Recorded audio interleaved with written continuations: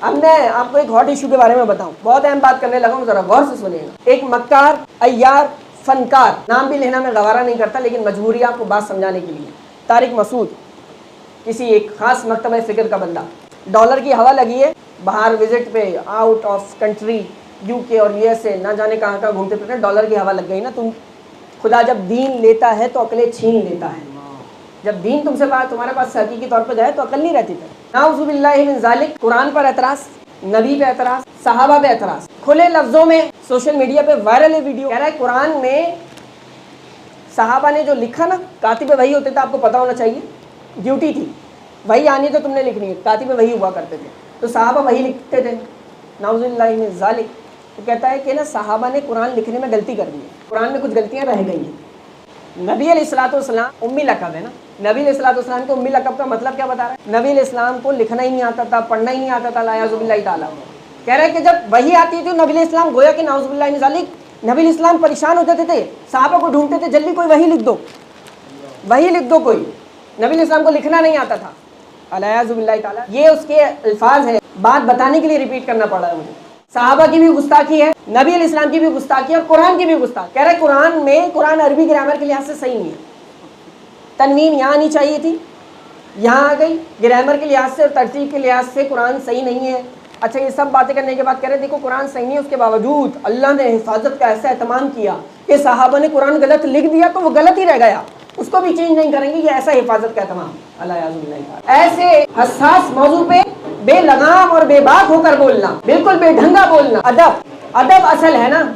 ادب نہیں ہے تو کچھ بھی نہیں ہے۔ جب تمہارے دل میں ادب نہیں، تمہارے جذبات میں ادب نہیں، تمہاری سوچوں میں ادب نہیں، تمہاری فکر میں ادب نہیں، تمہارے علم میں ادب نہیں، تمہارے مکتبہ فکر میں ادب نہیں، تمہارے اسلاف میں ادب نہیں، تو جب تمہاری زبان کھلے گی تو ایسی غلاظت تمہاری زبان سے نکلے گی، قرآن کے بھی خلاف، نبی کے بھی خلاف نکلے گی ایسی زبان سے بکواسات۔ میں کوئی انٹلیکچوئل گفتگو نہیں کرنا چاہتا، کوئی گرامر کی بحث نہیں کرنا چاہتا، لیکن میں آپ کو ایک نقطہ سمجھانا چاہتا ہوں، آپ کو پتہ لگے گا کہ یار معیار کیا ہوتا ہے، معیار کیا ہوتا ہے، انداز کیا ہوتا ہے، ادب کیا ہوتا ہے۔ ہمارے اسلاف، ہمارے اکابر کا انداز کیا ہوتا تھا، ادب کا، احترام کا۔ دور حاضر کی مثال دے رہا ہوں، زیادہ دور نہیں جا رہا، میں دور حاضر کی آپ کو مثال مفتی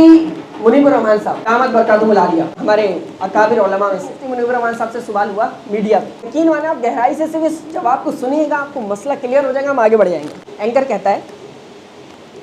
نوعیت یہی ہے جو میں نے ابھی اس کی خباثت، غلاظت، ساری چیزیں ذکر کر دی ہیں نا گستاخیوں کی، اس کے سوال کی۔ اچھا یہ ویڈیو میں نے سالوں پہلے میں نے خود یہ ویڈیو دیکھی تھی تو مجھے یاد ہے، اور اس مقام پہ یاد آ گیا یہ معاملہ دیکھتے ہی۔ وہ پوچھتا ہے کہ یہ بتائیں قرآن پہ اس طرح کا کوئی اعتراض کیا جاتا ہے کہ قرآن گرامر کے لحاظ سے صحیح نہیں، ترتیب کے لحاظ سے صحیح نہیں، بات کہاں سے شروع ہو جاتی ہے، اچانک کہاں ختم ہو جاتی ہے، قرآن پہ اس طرح کے کوئی اعتراضات کیے جاتے ہیں کہ اصول و ضوابط صرفی نحوی قاعدوں کے مطابق ٹھیک نہیں، صرفی نحوی قاعدے عربی گرامر کے لحاظ سے، آپ کے آسان لفظوں میں سمجھا رہا ہوں، ٹھیک ہے، تو یہ صحیح نہیں، تو اس بارے میں آپ کیا کہتے ہیں؟ اب میڈیا پہ ایسا سوال ہو، اتنا سینسیٹیو کوسچن، بہت حساس موضوع ہے، اب وہ سوال کر رہا ہے، جو ایک ون لائنر جواب دیا نا منیب الرحمان صاحب نے، سمندر کو کوزے میں بند کر دیا، سب کے منہ بند کر دیے، سارے اعتراض کے جواب دے دیے۔ کیا فرماتے ہیں؟ کہتے ہیں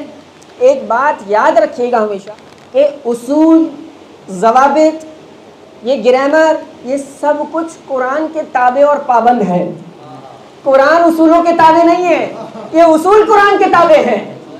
یہ ہے جواب، یہ ہے انداز، یہ ہے ادب، یہ ہے طریقہ، یہ ہے سلیقہ گفتگو کا، کہ اگر اس طرح کے سینسیٹیو ٹاپک پہ بولنا بھی پڑ جائے تو پھر کس انداز سے بولا جاتا ہے کہ بھائی یہ اصول، یہ ضوابط، یہ گرامر میں الجھنے کی ضرورت نہیں، ہم قرآن کو، اللہ کے کلام کو اس کے تابع نہیں مانتے، ارے یہ گرامر کو اس کے دامن میں لے آؤ، یہ قرآن کے تابع ہے، قرآن جیسے چاہے گا گرامر ویسی بنے گی، نہ کہ گرامر جیسے ہم قرآن کو ویسا چاہیں گے۔ یہ ہے سمجھنے کا زاویہ، یہ ہے انداز، تو اس چیز کو ذہن نشین رکھیں، اپنی زندگی میں کبھی بھی ادب کے دامن کو نہ چھوڑیں، اور ان لوگوں کو بھی نہ چھوڑیں جو باادب ہیں۔ ادب سے وابستہ رہیں گے نا تو آپ کی زندگی میں خوشحالی بھی رہے گی، آپ کا ایمان بھی محفوظ رہے گا۔